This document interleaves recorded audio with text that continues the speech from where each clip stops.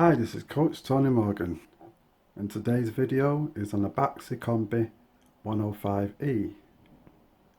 I've been called out to this boiler because the customer said they're getting no hot water. So I'm going to go through a few things, and I want to basically ask you a question to let me know what the answer is. So we're going to go through this diagnostics. The first thing I'm going to do is turn the heating on.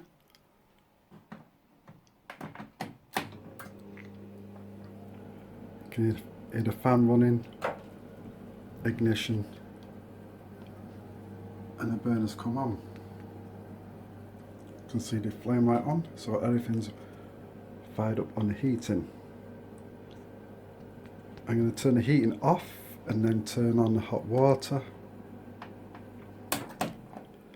My assistant will open the hot tap. He's the customer. Ready? Yep.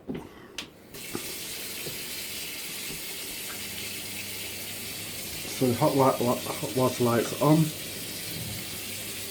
Flames come on.